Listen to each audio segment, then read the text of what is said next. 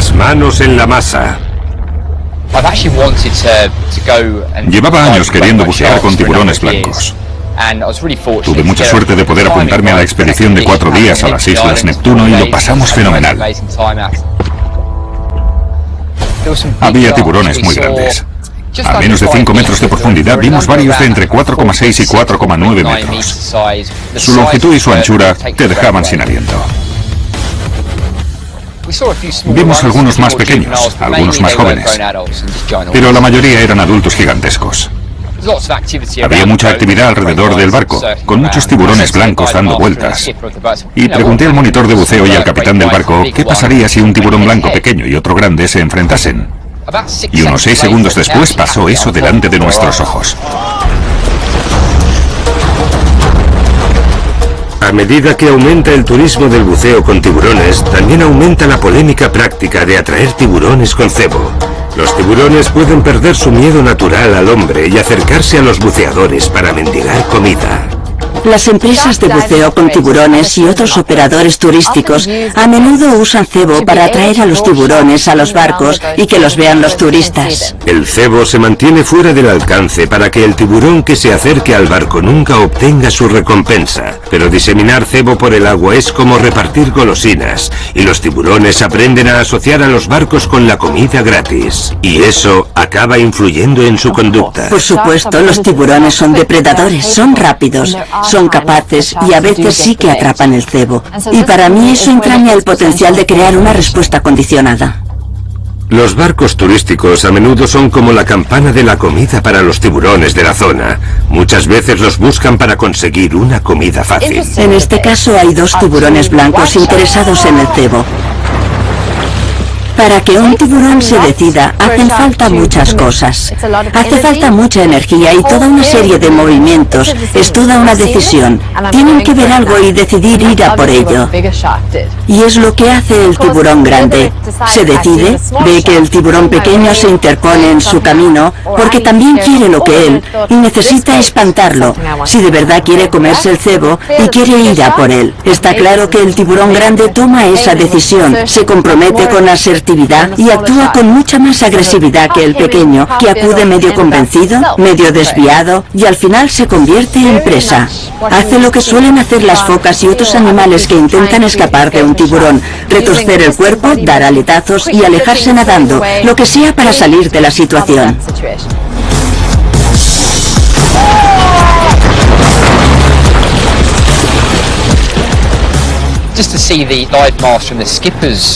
Cuando vi cómo reaccionaban el monitor de buceo y el capitán, me di cuenta de que era una ocasión única.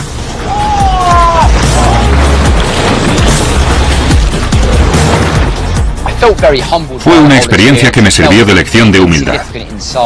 Me sentí de un tamaño insignificante, pero también vi la paz y la majestuosidad que transmiten los tiburones blancos. Fueron muy inquisitivos, pero nunca se mostraron agresivos, a excepción de los 2 tiburones que se pelearon. Se sabe que los tiburones blancos son muy curiosos. Se acercan a los barcos, se acercan a objetos en el mar y lo asombroso es que lo hacen de un modo muy deliberado y tranquilo. Se nota una clara diferencia de comportamiento cuando un tiburón blanco está siendo agresivo. Se mueve bruscamente, más rápido, se muestra más decidido que cuando solo muestra curiosidad, y se mueve de modo lento, deliberado, tranquilo y suave. Este joven es víctima de la gratificación instantánea humana. Echar cebo altera el orden natural, pero también ofrece a los buceadores una visión de la belleza y la importancia de los tiburones. Me sentí afortunadísimo de estar allí y además poder grabar para compartirlo con todo el mundo. Me di cuenta de lo que pasaba cuando 2 tiburones se enfrentan, cuando quieren ir a por algo, y me hizo reflexionar sobre mi insignificancia en el agua.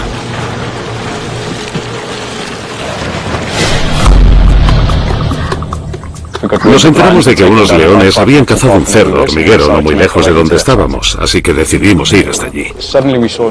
De repente vimos un cerdo hormiguero que saltó de una madriguera a nuestro lado. Enseguida una de las leonas corrió tras él y logró atraparlo. Luego se le unieron sus cachorros.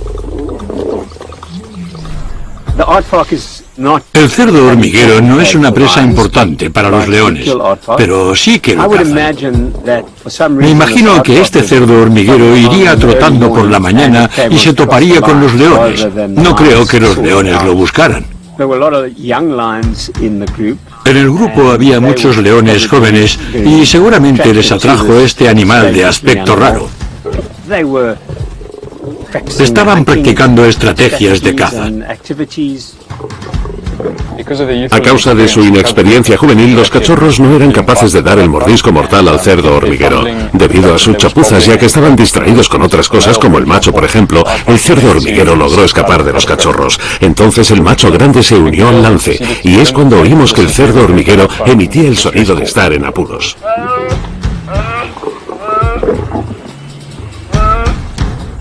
Me interesó mucho oír el sonido que hace el cerdo hormiguero cuando está en apuros. Nunca lo había oído.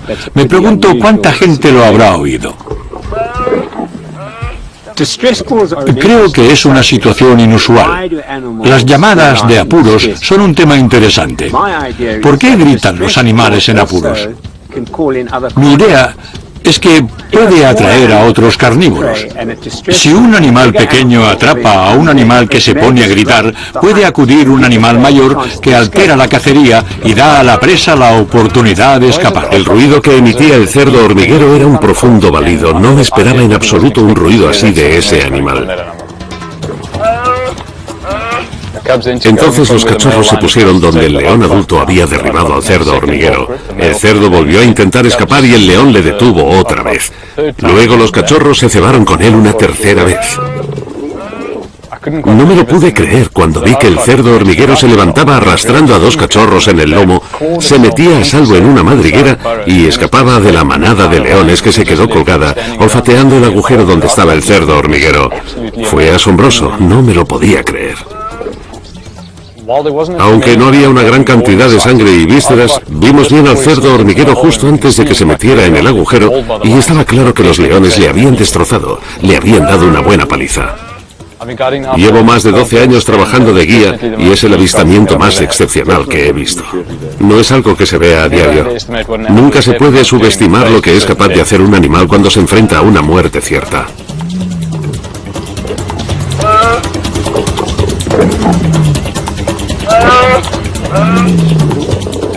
No es algo que se ve todos los días.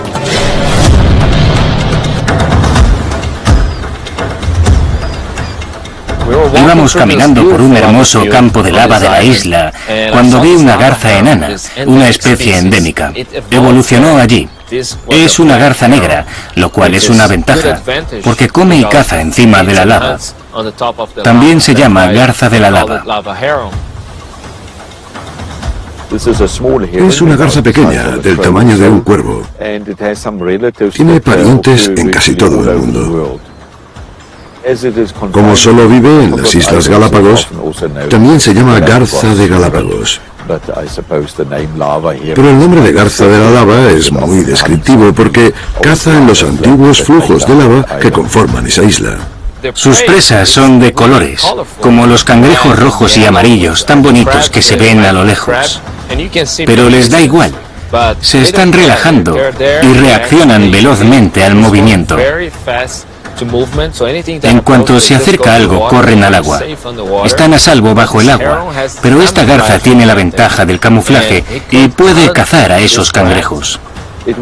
Se alimenta de diversos animales pequeños, peces, por supuesto, pero también puede cazar cangrejos con facilidad. La garza vio los cangrejos y debía tener hambre. Van muy despacio, paso a paso, y paran. Cuando es el momento adecuado, aceleran. Aumentan la velocidad, cazan un cangrejo y acaban con él. Siempre buscan cangrejos pequeños que puedan atrapar. No van a por los grandes, van a por los pequeños. Como es un cangrejo tan grande, no puede tragárselo, y aunque pudiera, no podría digerirlo. Por eso le parte las patas para comérselo. El paisaje era abrupto y tenía que moverme con rapidez. Por suerte podía anticipar su conducta y el lugar. Casi todos los cineastas de vida salvaje buscan secuencias de caza. Siempre quieren conductas de caza, secuencias de caza, y yo pude capturar en media hora una garza de la lava atrapando a un cangrejo. No me lo esperaba. Solo estaba grabando la lava y cuando la vi, fui a por ella y estuvo muy bien. Porque capté toda la secuencia, toda la conducta. Fue una gran recompensa tras un largo día en las islas.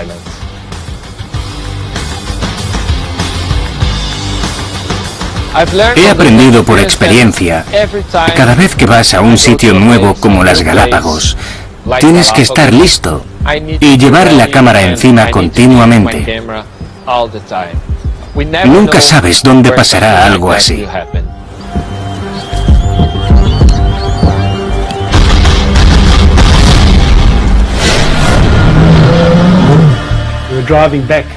Estábamos volviendo y me fijé en que el león se había trasladado al borde de las rocas, a orillas del agua.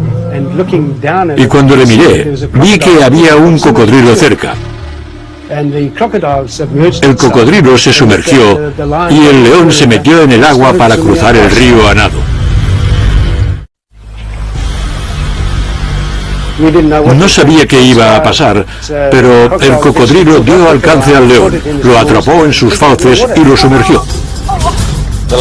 El león salta al agua y comete un error, porque el cocodrilo está diseñado para nadar sin consumir energía, mientras que al león le cuesta mucho más mantenerse a flote y rodear al cocodrilo. Está en agua profunda y no hace pie, no puede parar a descansar, tiene que nadar. ¡No! ¡Oh! Pero entonces el león tiene suerte.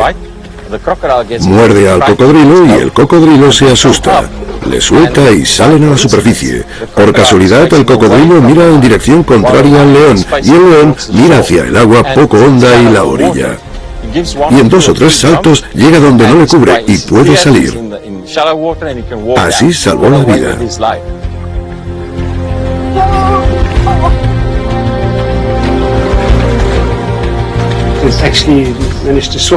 Logró alejarse del cocodrilo y el cocodrilo volvió a sumergirse. Pero fue increíble verlo. Fue muy emocionante. No. No. ¡Oh!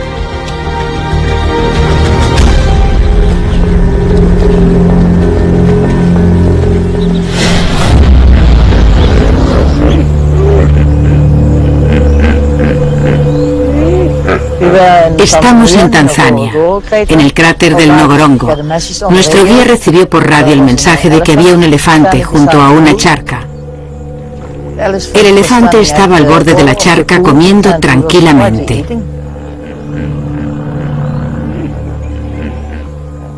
En general, los elefantes dominan los cuerpos de agua.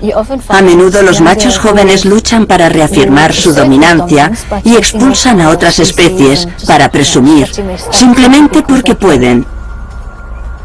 Pero este ejemplar no hace eso.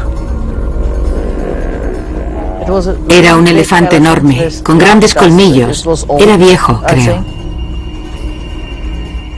El tamaño y peso de los colmillos de un elefante son sinónimo de su edad. Por desgracia, a la mayoría de los elefantes los cazan, furtivamente o no, cuando están en su plenitud, y ahora ya no se ven grandes colmillos en estado salvaje porque se han perdido esos genes. Al principio, estaba al borde de la charca y cogía agua y se la echaba por el cuerpo.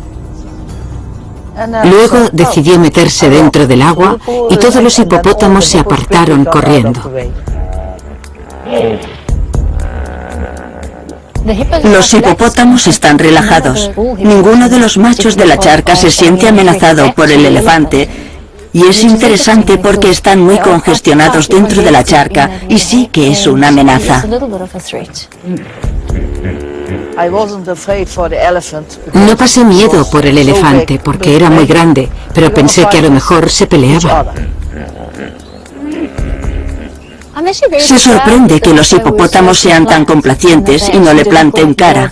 Normalmente los hipopótamos abren la boca y enseñan los colmillos a sus rivales. Con eso basta para amenazar, y empiezan a gruñir y a bufar. Pero no ocurre eso en absoluto. Cuando el elefante salió del agua, estaba justo a nuestro lado. Yo no sabía qué haría, pero el guía nos dijo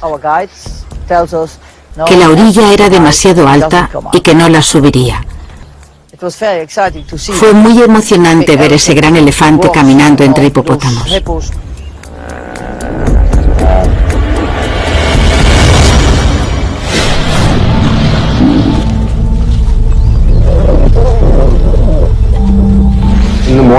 Una mañana estábamos rastreando a una manada de leones. Era la manada residente que se llama el Cujuma. Había una hembra que sabíamos que estaba muy embarazada. Cuando llegamos a la escena vimos a una leona joven jugando con algo. No sabíamos qué era. Cuando nos acercamos vimos que era un cachorro. Debía tener pocos días. Tenía los ojos recién abiertos y ella le daba vueltas como a un juguete.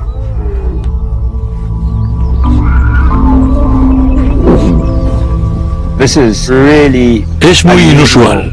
Nunca había oído nada parecido. Por supuesto sabemos que los leones practican el infanticidio. Cuando los machos nuevos llegan a las manadas, matan a los cachorros. Pero esto es un praticidio, un hermano matando a otro. Ocurre entre algunos animales, pero nunca se había visto entre leones, ni esperaría que se produjera. Lo agarraba y corría con él, y los demás cachorros corrían detrás intentando quitárselo. Pero no de un modo agresivo. Jugaban con él, experimentaban, para ver qué pasaba. Cuando una leona tiene cachorros, suele separarse de la manada al principio. Y los tiene con ella sola mientras son pequeños. No los lleva con la manada hasta que son más grandes y más fuertes. Parece que en esta situación no ocurrió eso, y un cachorro muy pequeño se encontró entre otros mayores que, por supuesto, se muestran interesados y juegan. Son juegos para aprender a cazar, para aprender a matar. Son estrategias que practican unos con otros, pero no son agresivas, y cuando tienen todos la misma fuerza y tamaño no pasa nada. Pero de vez en cuando pasa esto. Las cosas salen mal, las cosas se desmadran. Pasa algo inusual y los animales no saben cómo reaccionar. Fue un avistamiento brutal. Muchos de los clientes del vehículo se echaron a llorar. El cachorro se defendió durante una hora. Se movía, gritaba, lloraba. Aunque la leona estaba tumbada al lado, la madre de los cachorros casi no tenía instinto materno. A lo mejor quería a los cachorros y había cometido un error, pero a juzgar por lo que vimos no le importaban nada. La verdad es que me quedé a verlo. He visto muchas cosas en la naturaleza y ya no me identifico emocionalmente tanto con los animales. Es un privilegio presenciar algo así. Y no hay que enfadarse y emocionarse. Hay que intentar mantenerse imparcial. Yo intenté tranquilizar a mis clientes para que disfrutasen de algo que nunca volverían a ver. Puedo garantizar que nadie de los que iban en el vehículo volverá a ver nada igual.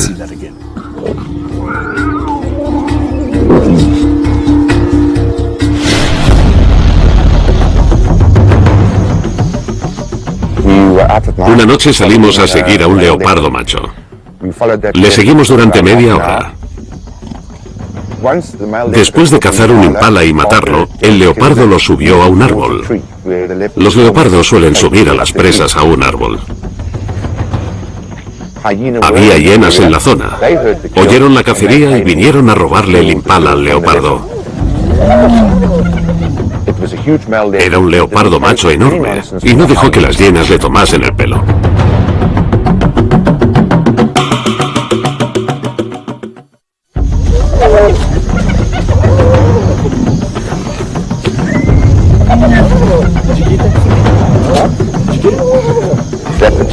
El leopardo atacaba a todas las que se le acercaban. Era algo único. Cuando llegó una segunda hiena, empezaron a tirar del cadáver.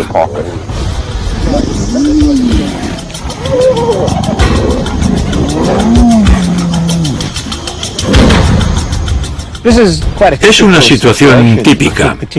En ciertas zonas donde hay alta densidad de hienas y de leopardos, como en la sabana. Y queda claro que, aunque el desenlace es incierto, las hienas tienen ventaja, sobre todo si hay más de una hiena, como en este caso. Está claro que las hienas estaban en la zona y en sus prisas por subir al árbol, el leopardo fue por el lado equivocado. El árbol no era el mejor del mundo, pero tuvo que subirse a él porque era una emergencia y le falló.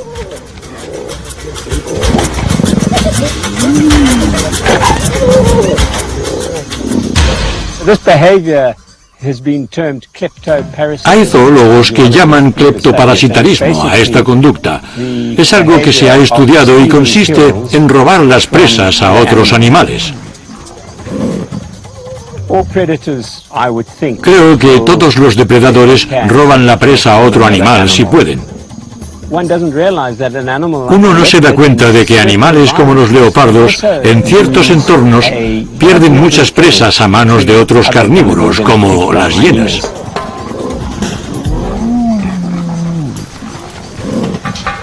El leopardo se retiró porque corría peligro.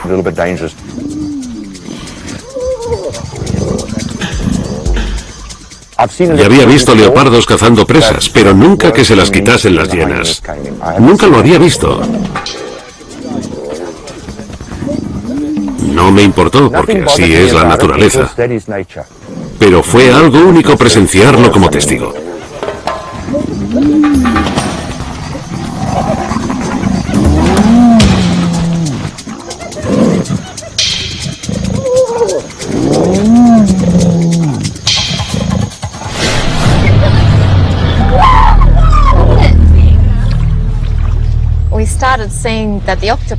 Vimos que el pulpo empezaba a nadar en círculos alrededor del cangrejo.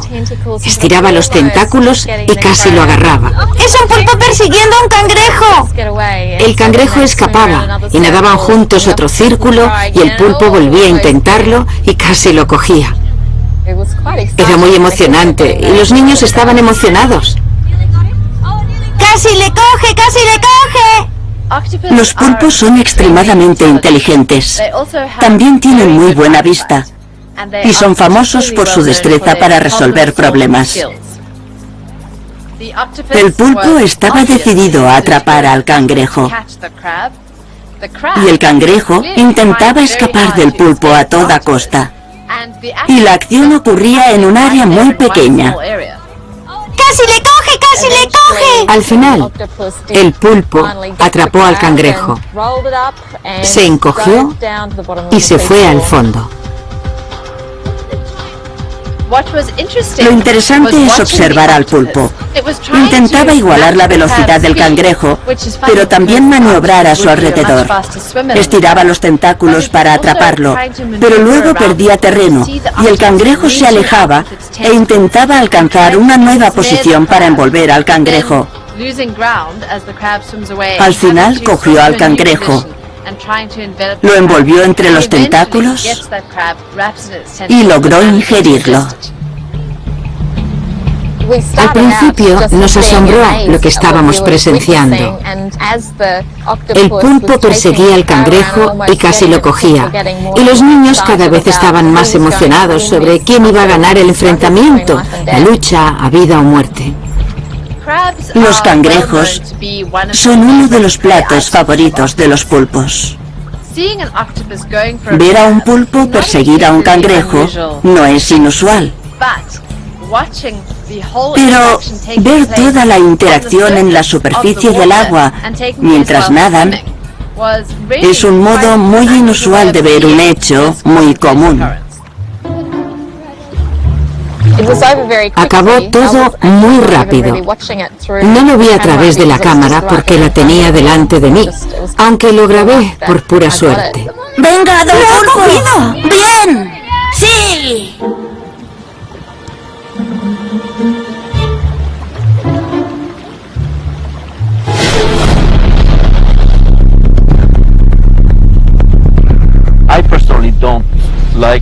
No me gusta sacar vídeos ni fotos de animales, porque ya los puedes encontrar en internet. Pero vi una escena interesante en la que unos leones atacaron a un búfalo. Y ocurrió justo delante de nosotros. Y el ataque duró mucho tiempo.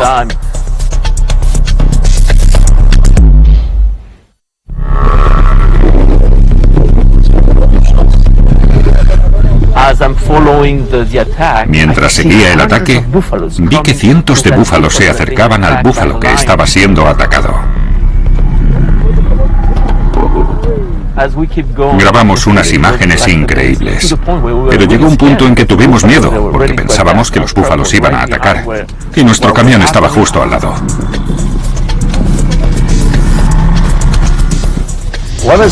Lo primero interesante es que los leones y los búfalos parecen muy relajados con los vehículos.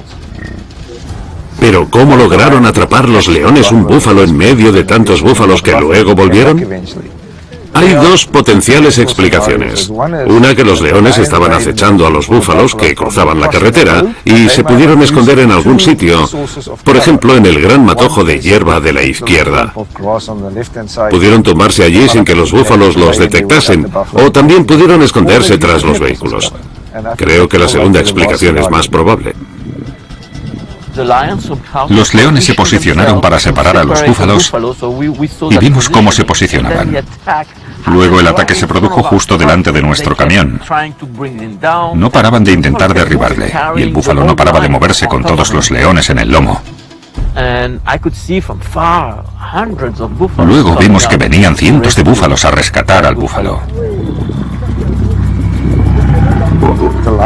Los leones, aunque hay muchos encima del búfalo, no logran llegar hasta el hocico, con lo cual el búfalo no deja de bramar y hacer ruidos. Los ruidos que hace son clásicos de los animales en apuros.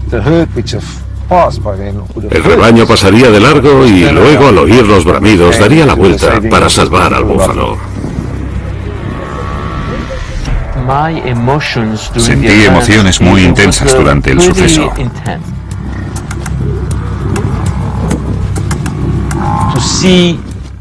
Ver llegar todos los búfalos y rescatarle fue impresionante. Nos alegramos por el búfalo. Al final escapó. Me sorprendió mucho, no me lo esperaba.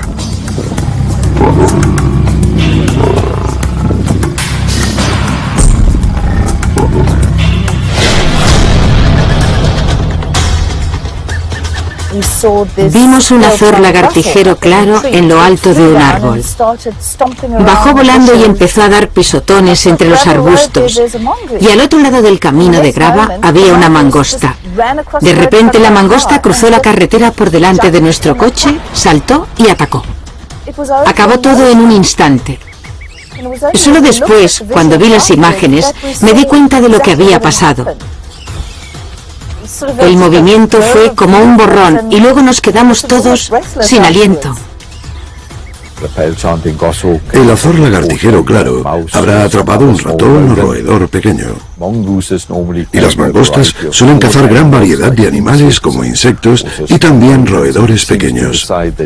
Y parece que decide que quiere quitarle la comida al azor. Y el azor intenta proteger su comida.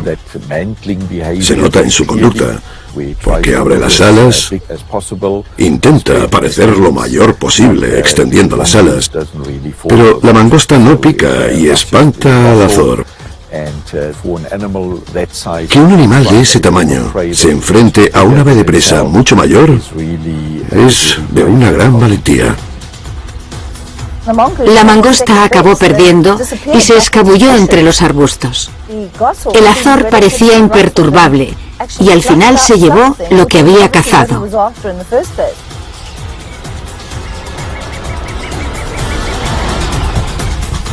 Los animales más interesantes no siempre son los más grandes. Hay que dedicar tiempo a observar a los pequeños, porque son los más interesantes. Separado de su manada, un león enfermo y solitario ataca a un búfalo y se topa con un digno rival. El épico y sangriento combate se prolonga 1 hora, mientras el desesperado depredador asalta a su gigantesca presa. Pero al final, tanto el león como el búfalo sucumben a las heridas. Puede que haya una cacería. Seguro. Llevábamos 10 minutos viendo 2 leones, cuando de repente salió un elefante de los arbustos. Era un elefante bastante pequeño. El problema es que estaba solo, no en grupo, y era más vulnerable.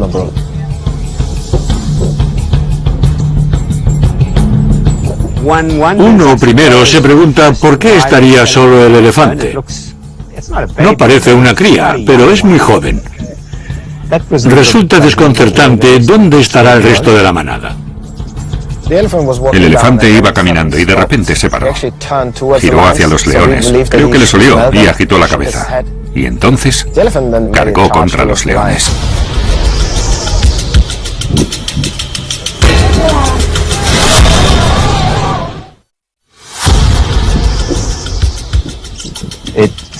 Decidió demostrar quién mandaba y fue a por los leones. Al principio parecía lo propio, parecía la reacción natural.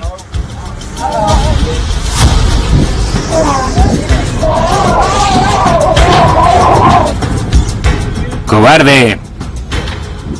Ambos leones se despertaron inmediatamente. Uno se levantó y el otro dio un bote. ¡Cobarde! Entonces el elefante decidió irse y meterse en los arbustos. Y luego, uno de los leones se fue por la derecha y otro por la izquierda, y decidieron atacarle. ¡Dios mío!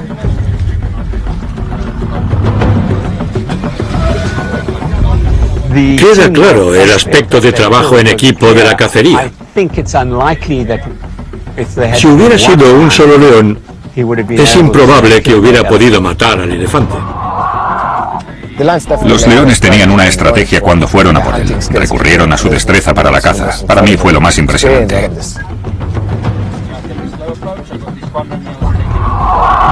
Se acercan despacio. Entonces avanzamos y rodeamos los arbustos y vimos a los 2 leones sujetando al elefante para que no pudiera moverse. El elefante intentó levantarse varias veces y estuvo unos minutos llorando. Chillaba de verdad. Fue lo peor de la experiencia. Lo he grabado todo. Lo he grabado todo. Cuando estaban rodeando el árbol. Tengo la piel de gallina, de verdad, no es nada fácil. Me desconcierta por qué atacó el elefante. Cualquiera diría que lo mejor que podía haber hecho en retrospectiva era retirarse. Pero la mayoría de las veces cuando un elefante hace eso, los leones se espantan. Pero por un motivo u otro, estos leones tenían hambre o decidieron que era una oportunidad. Demuestra lo oportunistas que son y lo hábiles que son para aprovechar cualquier oportunidad que se les presenta. Cuando los leones atacaron al elefante, el primer segundo quise marcharme. Pero lo hablamos en el coche y decidimos quedarnos. Así es la naturaleza. Y luego nos alegramos de habernos quedado. Solo una vez en la vida.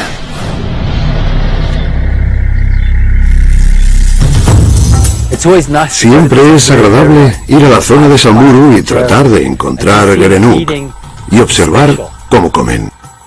Los gerenuk son animales muy peculiares. Viven en una parte muy pequeña del mundo, sobre todo en el Cuerno de África, en Etiopía y en Somalia. Cuando te fijas en ellos, parecen impalas, pero con el cuello alargado. Tener el cuello largo les permite ramonear, y ramonean con fruición. Hay estudios que muestran que los gerenuk, en estado salvaje, no tocan la hierba. Solo comen hojas, brotes de flores y vainas de semillas. El gerenuk es un animal asombroso. Vive en sitios secos. Han desarrollado un morro chato y pequeño y una cara diminuta que apunta hacia arriba y les permite alimentarse de los árboles mejor que otras especies que viven en zonas boscosas. Comen como las cabras, sobre las patas traseras y hunden la cara entre la vegetación. Tienen enormes pestañas que usan para protegerse de las espinas. El hábitat en el que viven los gerenuk es especialmente árido. A menudo apenas hay hierba, solo arbustos y arbolitos. Y a menudo están muy lejos del agua, pero obtienen el agua de la humedad de las plantas. Es rarísimo ver esta interacción entre gerenuk. Es la primera vez que veo dos machos acercarse y exhibirse para poner a prueba su fuerza. El macho alfa de los gerenuk se muestra muy tolerante con la conducta de los demás machos. A diferencia de otras especies de antílopes, en las que a menudo se forman rebaños de solteros que han sido expulsados, entre los gerenuk, los machos toleran la competencia siempre que no muestren demasiado interés en las hembras. Si muestran mucho interés por las hembras, se producen peleas, pero no muy agresivas ni violentas, y son muy breves. Cada día que trabajo en la naturaleza africana veo algo nuevo, y fue una experiencia nueva ver esos gerenuk peleando un poco porque nunca lo había visto.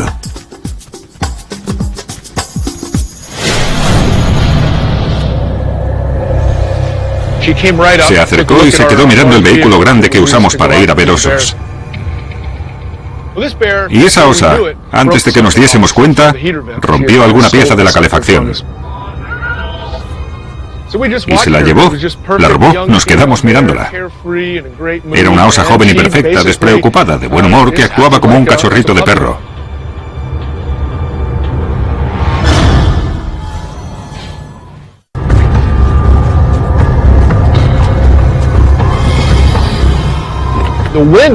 Hacía mucho viento y había mucho hielo fresco y resbaladizo sobre un estanque de agua congelado. Y el viento empujó la pieza, que patinaba por el hielo como si fuera un juguete para la osa. Un par de veces se cayó al suelo y patinó llevada por el impulso. Se veía que se lo estaba pasando fenomenal.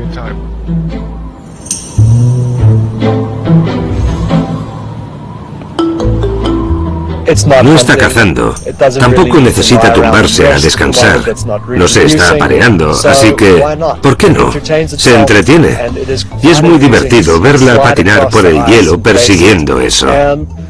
Este tipo de conducta enseña a los cachorros técnicas de caza y a coordinar los músculos.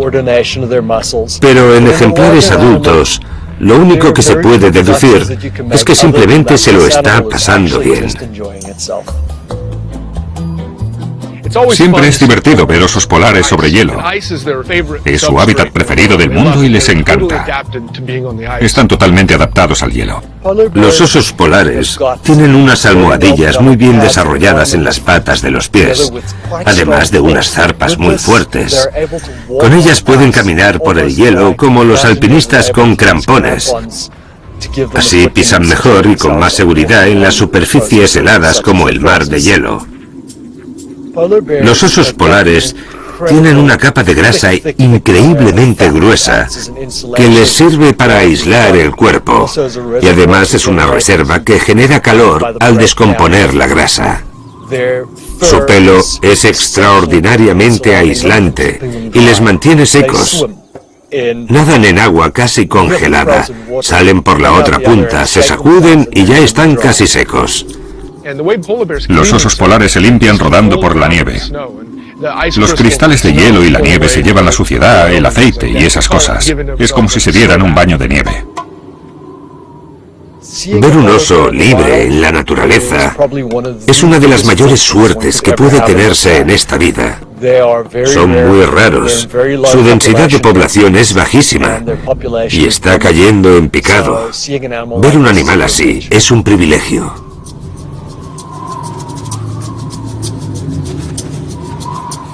Una de las cosas que sorprende a la gente cuando vamos a ver osos es la personalidad que tienen.